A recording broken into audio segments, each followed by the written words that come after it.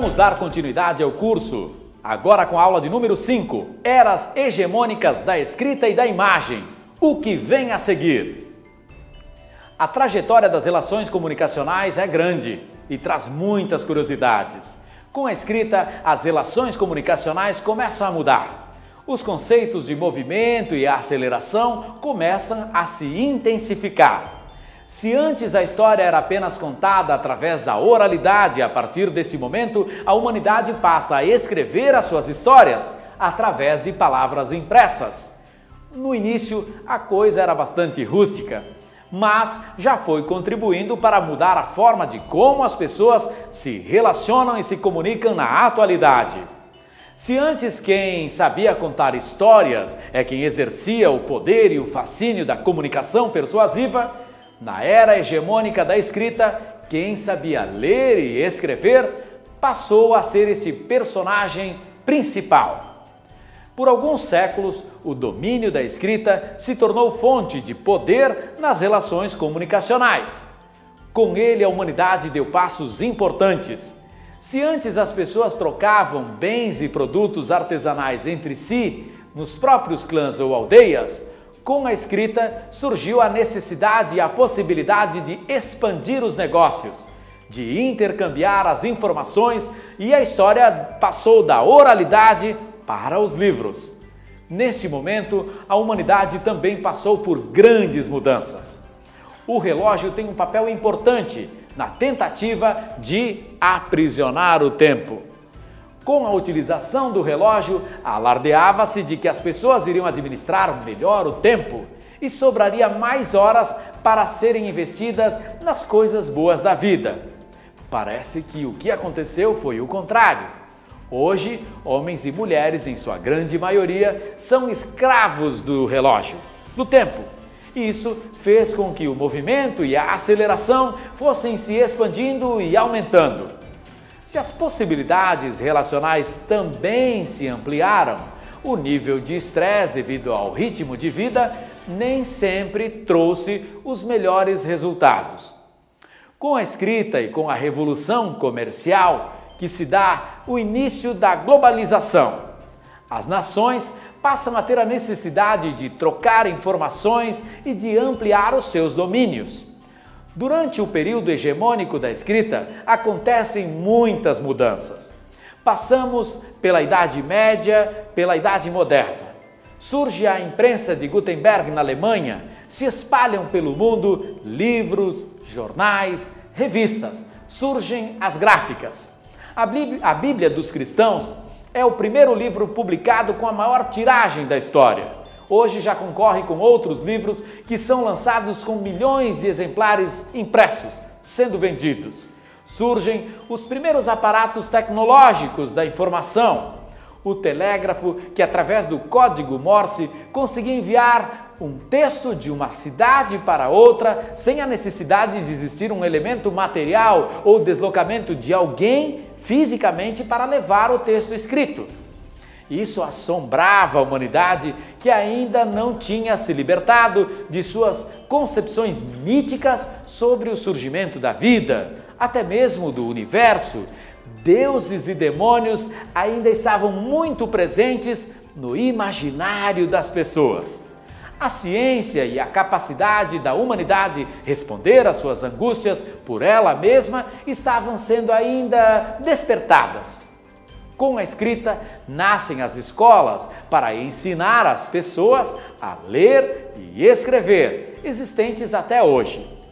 Um modelo decadente de ensino onde as pessoas aprendem a reproduzir conhecimento e servir um modelo de sociedade que parece cada vez mais desumanizar as pessoas, as massas. Algumas raras experiências têm se mostrado contrárias a um modelo hegemônico, fazendo com que a escola seja um espaço de criatividade, que além de ensinar a ler e escrever e dominar conhecimentos sobre as mais diversas áreas, faz com que as pessoas pensem sobre os conhecimentos e sobre o tipo de humanidade que estamos construindo com esses conhecimentos adquiridos na escola.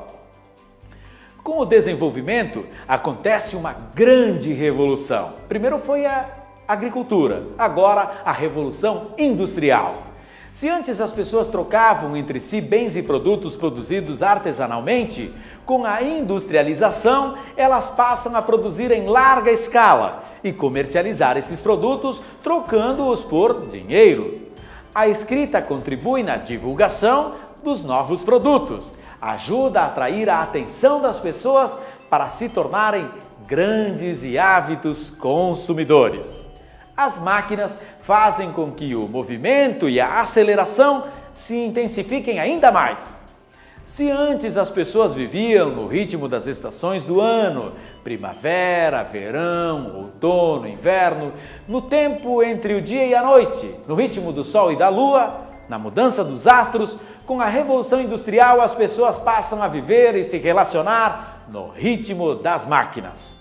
Isso afeta de forma significativa a qualidade de vida e, novamente, o que prometia ser fonte de recursos para melhorar a qualidade de vida se torna mais um instrumento de dominação e exploração da força de trabalho de 98% da humanidade. Falemos um pouco sobre os aparatos tecnológicos de informação. O surgimento da fotografia. Os seres humanos conseguiram criar uma máquina capaz de aprisionar a sua própria imagem, que logo depois foi impressa em papel. Nossa, isso assustava as pessoas. Os irmãos Lumière, na França, modernizaram a máquina fotográfica que registrava imagens paradas e conseguiram fazer com que ela gravasse imagens em movimento. Incrível! Filmaram uma Maria Fumaça, reuniram a família, está aí nos links, no material de apoio, nos links ilustrativos, os parentes, os vizinhos, para projetar na parede de um galpão atrás da casa. As pessoas quebraram as janelas e fugiram. Elas não conseguiam imaginar que um objeto como um trem vindo ao seu encontro pudesse não passar por cima delas. Até eles explicarem que era apenas uma imagem projetada, que não sairia do lençol branco que estava sendo projetado, isso levou algum tempo. Isso era apenas uma imagem. As primeiras filmadoras não registravam sons. Isso vai provocando mudanças de paradigmas na cabeça, no cérebro dos seres humanos, que se veem envolvidos nessas mudanças e sem tempo para pensar muito e refletir sobre elas. E, sobretudo, sobre os seus impactos nas relações humanas e na forma de como iríamos nos comunicar no futuro. Com a Revolução Industrial, tempo e espaço, movimento e aceleração são conhecidos, passam rapidamente por mudanças e por questionamentos até sobre o seu significado. No mesmo período, com poucos anos de diferença e num grande processo constante de expansão e aceleração, surgem os automóveis. Os primeiros andavam em média a 40 km por hora. Incrível! Hoje existem carros que andam a mais de 350 km por hora. A eletricidade. Com ela, uma infinidade de pequenas máquinas entram nas nossas casas e nas nossas vidas. Das fogueiras do homem e da mulher da Idade da Pedra, saltamos para casas com iluminação, através de energia elétrica. Máquinas de cozinhar, de lavar, de passar, de tomar banho quente ou frio ou morno, de aquecer, de refrigerar as nossas casas, de ventilar e muito mais. Uma infinidade, sem contar com a presença dos aparelhos ou aparatos tecnológicos de informação que merecem uma atenção especial e que nasceram com a Revolução Industrial. Cada vez mais vamos vivendo no ritmo das máquinas.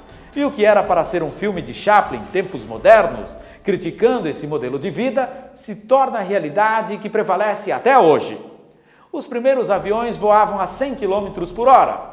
Hoje, eles voam supersônicos. Está sendo projetada uma aeronave capaz de dar a volta ao planeta, que tem 40 mil quilômetros, em apenas 4 horas.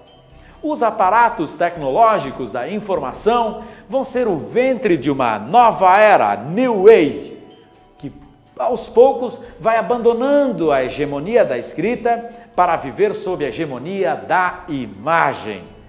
O telefone pode emitir sons de uma cidade, de um país, de um continente para outro, sem a existência de um meio físico que faça com que essa transferência aconteça pelo ar, pelo éter. O rádio cumpre a mesma função, numa perspectiva de ser um meio de comunicação de massa, de uma pessoa que fala com milhares. Quer dizer que um aparelho transmissor e milhares de aparelhos receptores se torna possível disseminar uma mesma informação. Da união do cinema e do rádio resulta na televisão, agora transmitindo sons, imagens em movimento e estratégias de persuasão midiáticas. Uma verdadeira tsunami tecnológica na cabeça das pessoas, como está acontecendo com você agora. E o movimento e a aceleração se intensificando cada vez mais. Ainda estamos na era da escrita, quando surgem o computador, a internet, o processo de digitalização da informação. Com o avanço dessas tecnologias e as mudanças significativas na forma como os seres humanos se comunicam para viver, se relacionar e se comunicar, entramos de vez na era da imagem. Hoje vale a imagem. Não compramos produtos pelo que eles são, mas pela imagem do que eles representam para nós. Uma cerveja nos remete a uma imagem de alegria, animação e prazer. Um carro que tanto polui o meio ambiente nos ajuda a acompanhar o ritmo alucinado de vida de nossos dias. Deixamos para trás o que parece uma eternidade e ao mesmo tempo ontem, a Idade Média, a Idade Moderna, e vivemos numa idade pós-contemporânea. A era onde os computadores são miniaturizados, os celulares unem rádio, TV, são emissores de texto e imagens, registram fotografia, filmam fotografias digitais e até servem para telefonar. O quintal de nossa casa passa a ser chamado planeta Terra. Navegamos sem sair do lugar. Viajamos por países, assuntos, conhecimentos diversos sem sair de casa. O tempo e o espaço deixam de existir para estarmos cada vez mais acoplados às máquinas que brincam conosco, nos fazendo ter uma dificuldade tremenda de distinguir o que é real e o que é virtual. Vivemos num simulacro, um contexto de simulação constante, onde não temos mais tanta certeza do que é real ou virtual. Vivemos dentro de imagens, por imagens, com imagens. Compramos imagens, vendemos imagens, nos relacionamos com imagens. Não vemos e nem percebemos mais seres humanos, e sim a imagem que temos deles, reforçada, ampliada e prisioneira das tecnologias e das máquinas. Isso tem ajudado a humanidade a se desenvolver ou construir um emaranhado de quinquilharias que serão o nosso fim? A resposta cabe a nós respondermos. O mouse do computador nos remete a este mundo da era da imagem. O tempo e o espaço não existem mais. Se alguns anos atrás ou algum tempo atrás precisávamos de muitos anos para escrever a história, para conhecer lugares, ideias, conceitos, agora eles estão à nossa disposição em um clique. Aqueles mundos e informações que detêm as tecnologias acreditam que seja importante estar acessíveis para 98% da humanidade. Alguns mundos, informações, lugares e ideias estão reservados a um pequeno grupo seleto e restrito a 2% dos seres humanos do planeta. A era da imagem provocou uma extensão cega do olho humano.